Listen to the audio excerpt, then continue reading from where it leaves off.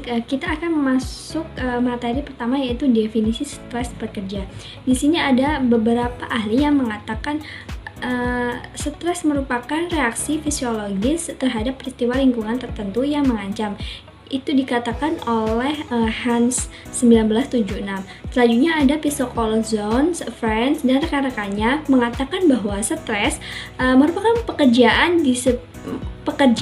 yang disebabkan oleh kurangnya kesesuaian antara keterampilan dan kemampuan seseorang dengan tuntutan pekerjaan dan tempat kerja. Kemudian dalam stres ini pekerja menekankan reaksi fisiologis atau psikologis terhadap peristiwa yang dianggap mengancam atau membebani. Beberapa peneliti stres membedakan stres negatif yang disebut dengan distress dan jenis stres positif yang disebut dengan eustress. Materi selanjutnya yaitu sumber stres pekerja. Umumnya, stres dapat muncul dari lingkungan yang disebut dengan stres situasional atau dari karakteristik pribadi individual itu sendiri yang disebut dengan stres disposisional. Sumber-sumber stres tersebut dapat dibagi menjadi dua kategori umum, yaitu organisasi dan individu. Sumber-sumber stres organisasi ini berasal dari lingkungan kerja dan dapat dipecahkan menjadi dua subkategori. Yang pertama yaitu stres yang berasal dari tugas-tugas pekerja dan stres yang diakibatkan oleh peran-peran pekerjaan. Sumber-sumber stres individu ini juga meliputi riwayat paparan stres seseorang serta karakteristik, kepribadian, dan pola-pola perilaku tertentu yang terkait dengan stres. Selanjutnya, di sini ada materi sumber stres kerja organisasi, stres situasional. Stres organisasi juga dapat disebabkan oleh peran-peran pekerjaan karena organisasi kerja. Lalu ada stresor tugas pekerjaan. Sumber stres tugas kerja yang umum adalah kelebihan beban kerja, juga dikenal sebagai kelebihan beban peran, yang terjadi ketika pekerjaan membutuhkan kecepatan kerja, keluaran, atau konsentrasi yang berlebihan. Di sini yang disebut dengan beban kerja berlebihan merupakan sumber stres umum yang terjadi ketika suatu pekerjaan menuntut kecepatan, hasil, atau konsentrasi yang berlebihan. Kemudian ada stres peran pekerja, di mana stres peran pekerja adalah ambiguitas pekerjaan yang terjadi ketika aspek-aspek pekerjaan seperti tugas dan persyaratan tidak diuraikan dengan jelas, di mana ambiguitas pekerjaan merupakan sumber stres yang diakibatkan oleh kurangnya pekerjaan atau tugas pekerjaan yang didefinisikan dengan jelas, di mana stres peran pekerjaan ini memiliki beberapa poin. Yang pertama yaitu ada kurangnya kontrol. Kurangnya kontrol ini merupakan sumber stres yang kerjanya penting dari lainnya, yaitu akibat dari pekerjaan yang merasa bahwa mereka memiliki sedikit kendali atas lingkungan kerja dan atas perilaku kerja mereka sendiri. Dan yang kedua ada kondisi kerja fisik.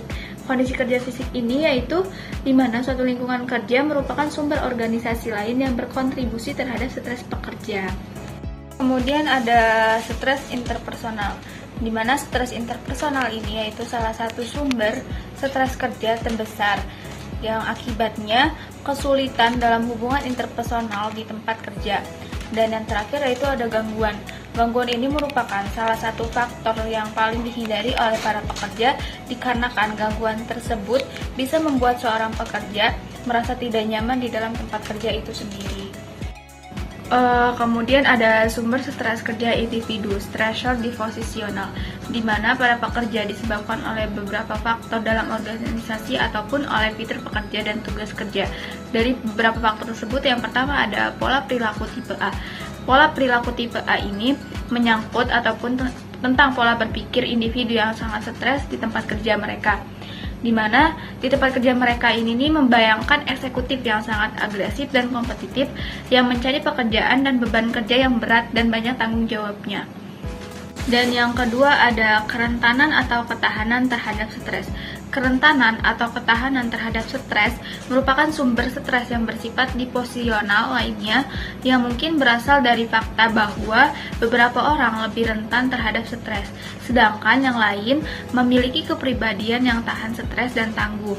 Nah, hal ini merupakan konsep ketahanan yang digariskan oleh psikolog Suzanne Kobase pada 1982. yang dimana berpendapat bahwa tipe kepribadian tanggung tahan terhadap efek stres yang merugikan karena gaya mereka dalam menghadapi peristiwa yang penuh tekanan. Dan yang terakhir ada efikasi diri. Nah, efikasi diri ini didefinisikan sebagai keyakinan individu terhadap kemampuannya untuk terlibat dalam tindakan yang mengarah pada hasil yang diinginkan. Nah, efikasi diri ini merupakan penelitian yang telah mengidentifikasi karakteristik lain yang tampak meningkatkan ketahanan terhadap stres. Baik, materi selanjutnya yaitu pengukuran stres pekerja. Yang pertama, pengukuran fisiologis. Respon stres melibatkan reaksi fisiologis serta respon psikologis dan emosional. Oleh karena itu, salah satu strategi untuk mengukur stres difokuskan pada pengukuran tanda-tanda rangsangan dan ketegangan fisiologis yang menyertai stres. Salah satu masalah dengan penggunaan indikator stres fisiologis tersebut adalah jumlah variasi yang dapat terjadi dari jam ke jam, hari ke hari, atau orang ke orang. Yang kedua ada penilaian laporan diri. Sebagian besar penilaian laporan diri terbagi dalam salah satu dari dua kategori utama, yaitu laporan tentang kondisi organisasi atau laporan tentang kondisi psikologis dan atau fisik. Ada beberapa ukuran laporan diri standar tentang stres dan ketegangan psikologis dan fisiologis, seperti Stress Diagnostic Survey, Occupational Stress Indicator, dan Job Stress Survey. Yang ketiga, pengukuran peristiwa kehidupan yang stres. Pendekatan untuk mengukur stres ini berasumsi bahwa kejadian tersebut dapat menimbulkan penyakit akibat stres dan dapat mengganggu kinerja pekerjaan. Peristiwa kehidupan yang menekan peristiwa penting dalam sejarah terkini seseorang yang dapat menyebabkan stres. Yang keempat, pengukuran kesesuaian orang lingkungan. Kesesuaian orang lingkungan atau sering disebut PE mengacu pada kecocokan antara kemampuan, kebutuhan, dan nilai pekerja dengan tuntutan, penghargaan, dan nilai organisasi. Menurut pendekatan kesesuaian PE, ketidaksesuaian antara pekerja dan organisasi atau lingkungan diyakini sebagai penyebab utama stres pekerja. Saya akan melanjutkan materi dari rekan saya, yaitu tentang dampak stres pekerja. Menurut KAK, jajak pendapat pekerja menunjukkan bahwa mayoritas percaya bahwa kerja menimbulkan masalah bagi mereka. Stres diyakini menyebabkan penurunan kinerja kerja dan peningkatan ketidakhadiran dan pergantian karyawan. Tingkat stres yang sangat rendah atau tidak ada stres dan tingkat stres yang sangat tinggi dikaitkan dengan kinerja kerja yang buruk, sedangkan tingkat stres yang rendah hingga sedang tampaknya terkait dengan kinerja yang lebih baik. Selanjutnya yaitu kelelahan kerja atau burnout. Burnout merupakan sindrom yang diakibatkan oleh paparan stres kerja yang berkepanjangan sehingga menyebabkan penarikan diri dari organisasi. Terdapat 3 fase burnout. Fase yang pertama yaitu kelelahan emosional yang disebabkan oleh tuntutan berlebihan yang diberikan kepada pekerja. Fase kedua adalah dipersonalisasi atau berkembangnya sikap sinis dan tidak peka terhadap orang lain atau pekerja lain atau pelanggan di tempat kerja. Fase yang ketiga yaitu ditandai oleh perasaan rendahnya pencapaian pribadi. Di sini, pekerja yang mengalami burnout merasakan frustasi dan ketidakberdayaan. Mereka mulai percaya bahwa upaya kerja mereka yang gagal membuahkan hasil yang diinginkan dan mereka mungkin berhenti mencoba. Penelitian telah menunjukkan bahwa tingkat kelelahan sangat tinggi pada profesi layanan manusia yang melibatkan membantu orang lain seperti penyedia layanan kesehatan, guru, dan pekerja sosial. Selanjutnya yaitu mengatasi stres pekerja. Ada berbagai macam strategi dan teknik yang dirancang untuk mengatasi stres kerja yang dapat dikategorikan ke dalam 2 pendekatan umum, yaitu strategi individu dan strategi organisasi. Strategi adalah upaya perilaku atau kognitif yang dilakukan dalam upaya untuk mengelola tuntutan dan konflik internal yang telah melampaui sumber daya penanganan yang biasa dimiliki individu. Teknik yang paling jelas adalah program yang dikembangkan untuk meningkatkan kondisi fisik individu, seperti rencana latihan dan diet. Alasan utama di balik program kesehatan tersebut adalah untuk membuat tubuh lebih tahan terhadap penyakit yang berhubungan dengan stres. Kemudian selanjutnya strategi penanganan individu lainnya adalah dengan mendorong keadaan rileks untuk mengurangi gairah ketegangan negatif yang menyertai stres. Namun, strategi-strategi ini juga bergantung pada komitmen individu terhadap teknik dan kemauan serta kemampuan untuk menggunakannya secara teratur. Strategi penanganan individu mungkin efektif dalam memerangi stres jika strategi tersebut meningkatkan efikasi diri seseorang dalam mengatasi stres. Penelitian juga menunjukkan bahwa efikasi diri dapat membantu mengatasi tuntutan pekerjaan, seperti beban kerja yang berlebihan, tetapi hanya jika orang tersebut memiliki sumber daya untuk membantu mengurangi tuntutan pekerjaan. Sisi negatifnya yaitu strategi penanganan individu memiliki biaya yang mahal dan membutuhkan banyak tenaga. Selain itu, keberhasilan juga bergantung pada motivasi dan kemampuan individu tersebut untuk mempelajari strategi penanganan. Baik, untuk selanjutnya yaitu mengatasi stres bekerja. Dalam menanggulangi stres penanggulangan individu, teknik yang bisa dapat dilakukan adalah dengan olahraga, meditasi, atau restrukturisasi kognitif yang dapat digunakan untuk mengatasi stres kerja. Adapun 2 poin dalam penanggulangan individu ini, yang pertama, metode kerja yang lebih efisien termasuk manajemen waktu juga dapat digunakan, meskipun keberhasilannya bergantung pada komitmen individu itu sendiri. Kemudian yang kedua yaitu waktu liburan dan ketidakhadiran sukarela juga dapat digunakan untuk mengurangi stres. Meskipun tidak masuk kerja dapat meningkatkan stres saat karyawan kembali bekerja. Selanjutnya yaitu penanggulangan dalam organisasi. Teknik yang dapat digunakan organisasi untuk mengurangi stres bagi semua atau sebagian besar karyawan.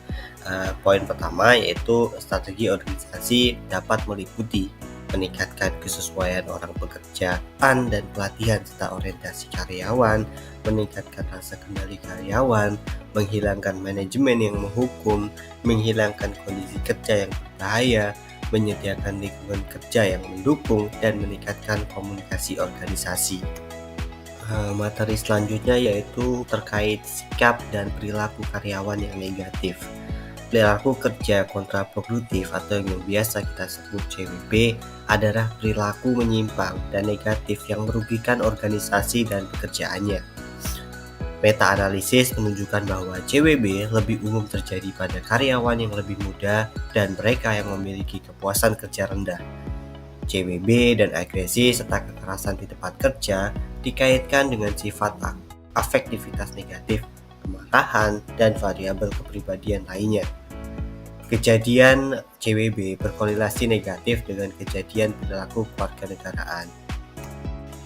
Masih masuk dalam materi sikap dan perilaku karyawan yang negatif, salah satunya yaitu penggunaan narkoba dan alkohol di tempat kerja, berhubungan dengan berbagai hal yang negatif seperti kecelakaan di tempat kerja, menurunnya produktivitas, meningkatnya ketidakhadiran, dan pergantian karyawan yang tentunya merugikan perusahaan mencapai miliaran dolar setiap tahunnya. Pekerja yang melaporkan masalah dengan alkohol atau narkoba yang memiliki ketidakstabilan pekerjaan yang lebih besar dan kepuasan kerja yang lebih rendah. Program bantuan karyawan atau EAP melibatkan konseling yang diberikan untuk berbagai masalah pekerja, khususnya penyalahgunaan narkoba dan alkohol sendiri. Jadi, kesimpulan dari bab ini adalah meskipun ada banyak definisi stres yang berbeda, stres di tempat kerja dapat didefinisikan sebagai reaksi fisik atau psikologis terhadap situasi yang tampaknya memburuk atau berubah. Jelas, stres adalah persepsi, oleh karena itu ada banyak variasi dalam persepsi setiap individu tentang apa yang dimaksud dengan stres. Penyakit yang berhubungan dengan stres seperti stres dapat memperburuk ketidakhadiran pergantian karyawan dan kondisi lainnya serta kinerja kerja. Pekerjaan saat ini seperti tugas penjaga dan layanan perawatan kesehatan secara stereotip dikaitkan dengan tingkat lain itu. Stres di tempat kerja dapat berasal dari sumber daya organisasi atau individu yang biasanya diklasifikasikan sebagai sumber disposisional atau situasional. Anggota organisasi mungkin mengidentifikasi sejumlah tugas yang perlu diselesaikan seperti penugasan kerja, Penerapan yang kurang atau terlalu sedikit hal yang harus dilakukan atau berlebihan. Kurangnya kejelasan dalam pekerjaan yang sedang terjadi.